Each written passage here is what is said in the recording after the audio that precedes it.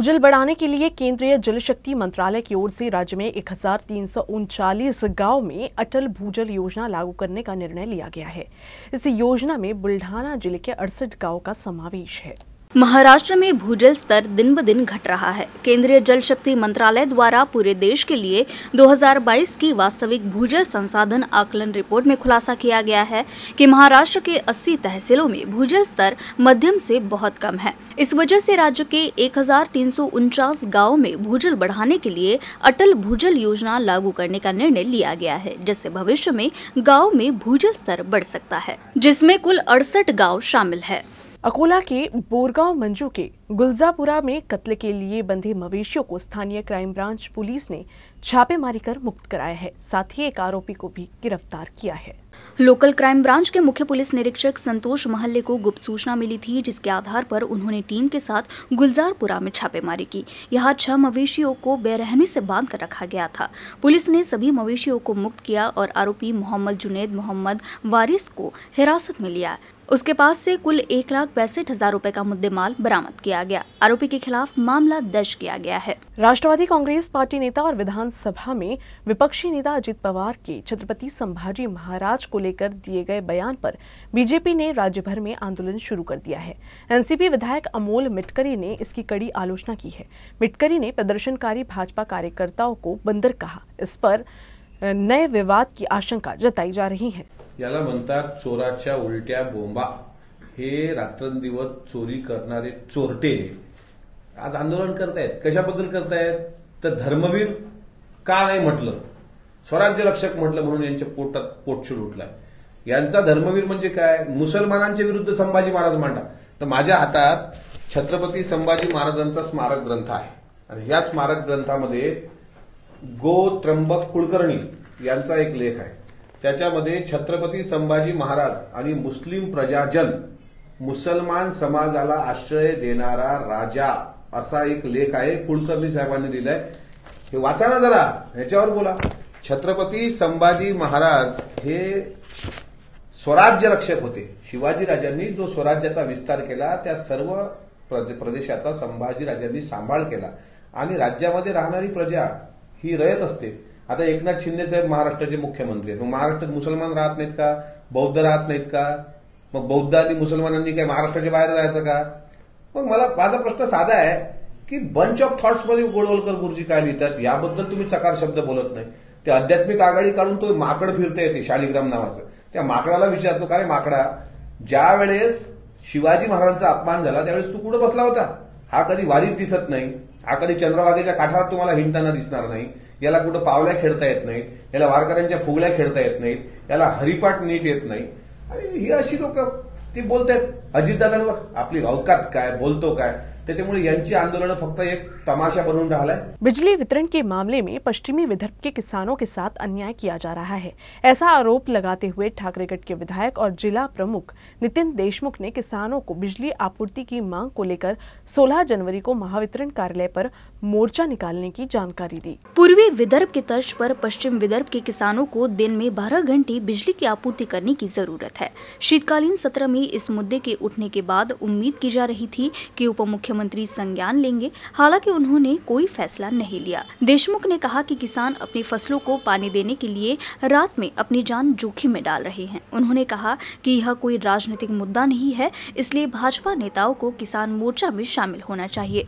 पालक मंत्री देवेंद्र फडणवीस को किसानों की समस्या जाननी चाहिए। रात में फसलों की सिंचाई करने में किसानों को काफी दिक्कतों का सामना करना पड़ता है।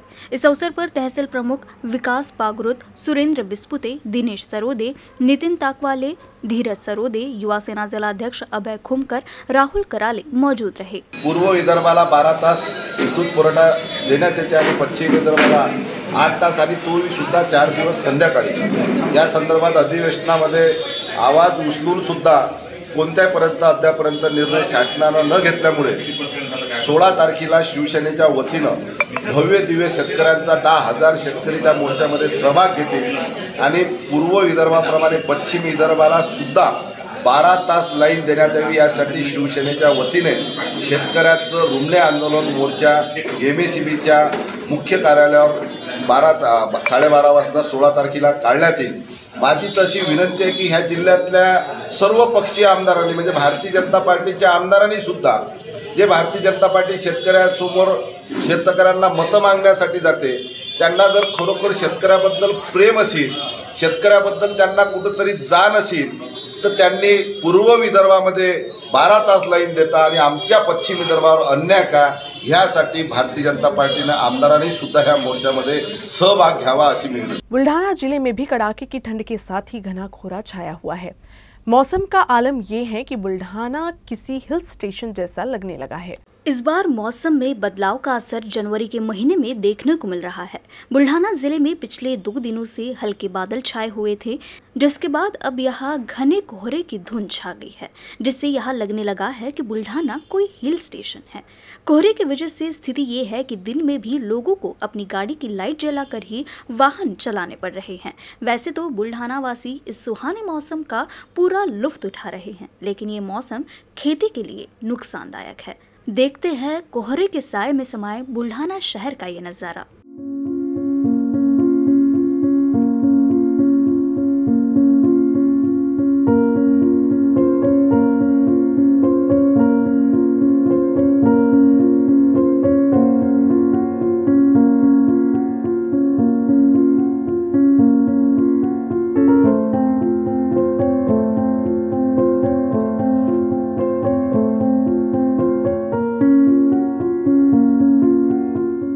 अकोला शहर के केशव नगर इलाके में स्थित स्टेट बैंक ऑफ इंडिया के एटीएम को अज्ञात लुटेरों ने आधी रात को तोड़ दिया. लुटेरों ने इस एटीएम से 16,54,000 की रकम उड़ा ली. इस घटना से सनसनी फैल गई है. अकोला शहर में लगातार बढ़ते आपराधिक मामलों के बीच ही अब एटीएम फोड़ने की गहनता सामने आने से खलबली मच गई है. शहर के केशव नगर मेन रोड पर स्टेट बैंक ऑफ इंडिया का एटीएम है. रात के अंधेरे में अज्ञात आरोपियों ने एटीएम फोड़कर उसमें से 16,54,000 रुपये लेकर भाग निकले.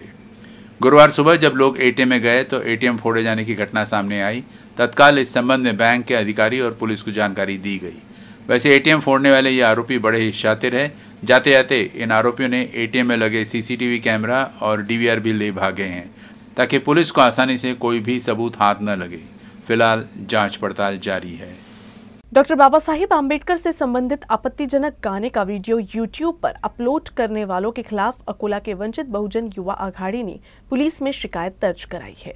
अकोला के सिविल लाइन थाने में डॉक्टर बाबा साहेब आम्बेडकर से संबंधित अपमानजनक और अश्लील शब्दों वाले गाने का वीडियो यूट्यूब व अन्य सोशल मीडिया पर अपलोड करने वाले आलोक उपाध्याय के खिलाफ शिकायत दर्ज की गई है.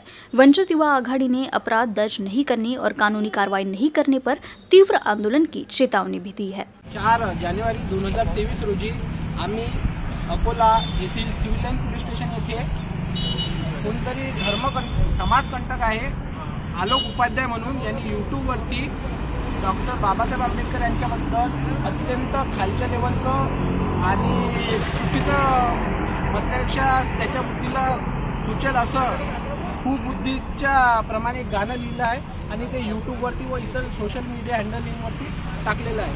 तर त्याकरिता आज आम्ही रिक्सनसाठी इथं कंप्लेंट दिलेली आहे.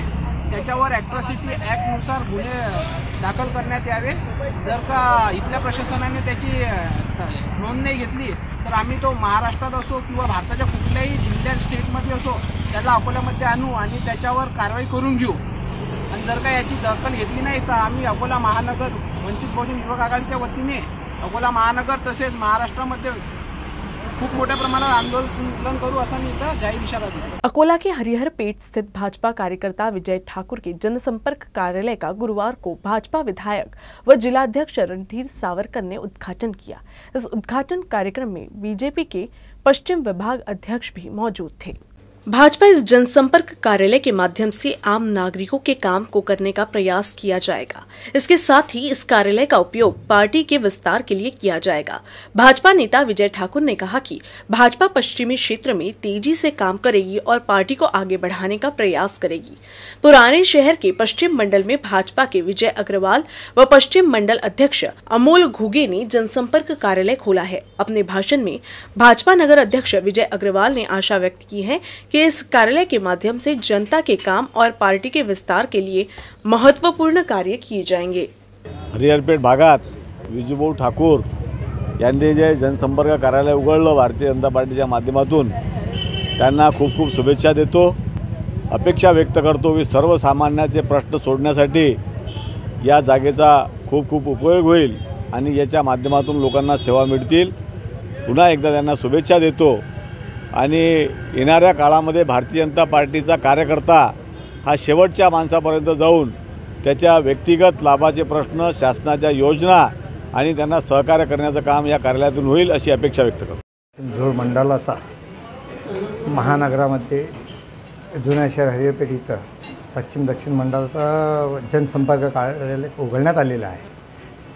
हे कार्यालय उघडण्याचा एकच हेतू आहे की जनसामान्य लोकांपर्यंत भारतीय जनता पार्टीच्या नेतृत्वामध्ये जे काही लोकांचे जनसामान्याचे जे चांगले योजना आहे ते त्यांच्यापर्यंत पोहोचले पाहिजे, हे आमचा हेतू आहे। अमलभाऊ घोगे, दिलीपभाऊ मिश्रा यांच्या नेतृत्वाखाली आम्ही हे कार्यालयाचा मार्गदर्शनाखाली आम्ही हे जनसामान्य लोकांसाठी हे कार्यालय आज उघडण्यात आलेला है। अकोला के माता नगर के निवासियों ने जिला कलेक्टर से गुहार लगाई है कि नगर पालिका द्वारा माता नगर क्षेत्र से सटी जमीन पर अतिक्रमण धारकों को दिए गए नोटिस को रद्द किया जाए। टेम्पल गार्डन से सटे न्यू हिंदी स्कूल के पीछे मातानगर कॉलोनी है। इसी मातानगर में आवास योजना के तहत आवास स्वीकृत किए गए। मकानों के निर्माण के दौरान जगह खाली करना जरूरी था, लेकिन तब कहा जाए ऐसा ही एक सवाल झुग्गी वासियों के सामने निर्माण हुआ। इसे ध्यान में रखते हुए मानवता की दृष्टि से प्रशासन ने इस बस्ती से सटी जमीन तब तक के लिए दे दी जब तक कि मकानों का निर्माण पूरा नहीं हो जाता। इस स्थान पर मिट्टी के घर बनाए गए। वहीं दूसरी ओर कुछ घरों का काम हो चुका है और कुछ काम बाकी है। हालांकि इन नागरिकों को दी गई जमीन पर बेघर आश्रय स्थल बनाया जाएगा। सरकार ने इसके लिए फंड उपलब्ध करा दिया है। टेंडर प्रक्रिया पूरी कर ली गई है, लेकिन जब तक जगह खाली नहीं हो जाती तब तक बेघर आश्रय का निर्माण संभव नहीं है। इसलिए नगर निगम ने इन नागरिकों को मंगलवार को 3 दिन के भीतर जगह खाली करने का निर्देश दिया है।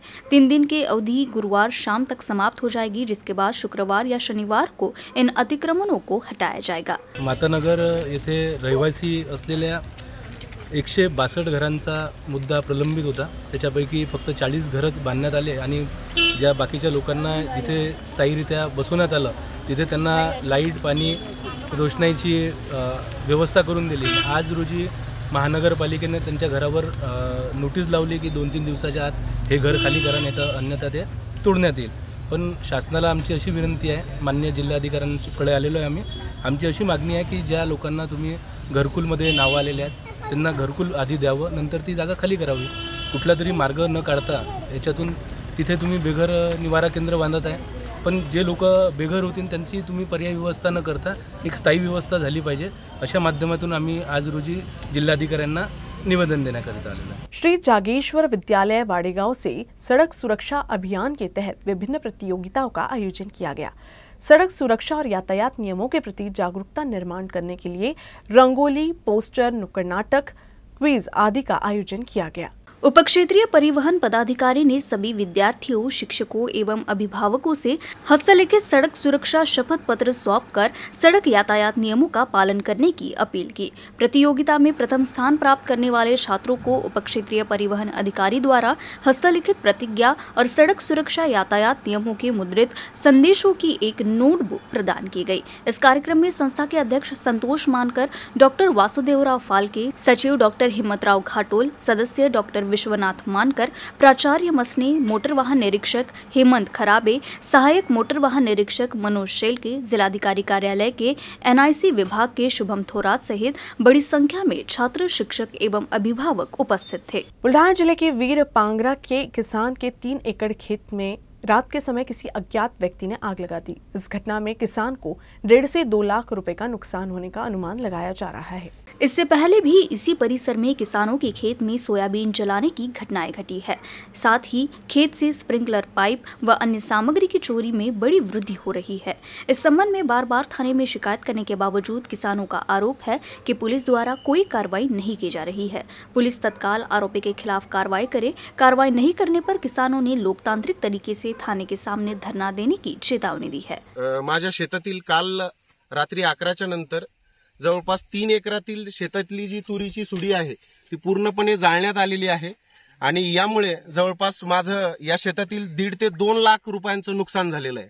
या अगोदर बीबी पोलीस स्टेशन अंतर्गत आमचं वीरपांगरा हे गाव येतं आणि या अगोदर सुद्धा या गावातील जवळपास 3 शेतकऱ्यांच्या सुड्या, सोयाबीनच्या सुड्या सुद्धा जाळण्यात आलेल्या आहेत. या बाबतीत बीबी पोलीस स्टेशनला वेळोवेळी शेतकऱ्यांनी तक्रार दाखल केलेल्या आहेत. वेळोवेळी त्या ठिकाणी संपूर्ण शेतकरी त्या ठिकाणी गेलेले आहेत. परंतु यानंतर सुद्धा बीबी पोलीस स्टेशनचे वरिष्ठ अधिकारी किंवा पोलीस कर्मचारी वीरपांगरा या ठिकाणी घटनेची चौकशी करण्यासाठी येत नाहीत आणि यामुळे वारंवार अशा या ठिकाणी शेतकऱ्यांच्या बाबतीत सुड्या जाळण्याचे प्रकार, स्प्रिंकलर चोरीला जाण्याचे प्रकार, पाईप चोरीला जाण्याचे प्रकार वारंवार घडत आहेत. असे प्रकार वारंवार घडत असताना बीबी पोलिसांना वारंवार ह्या बाबतीत आम्ही माहिती देत असताना सुद्धा बीबी पोलिसांकडून कुठलीच कारवाई या ठिकाणी होताना दिसत नाहीये. न्यूज रूम से बस इतना ही. खबरों का सिलसिला यूं ही चलता रहेगा. आप देखते रहिएगा UCN न्यूज अकोला.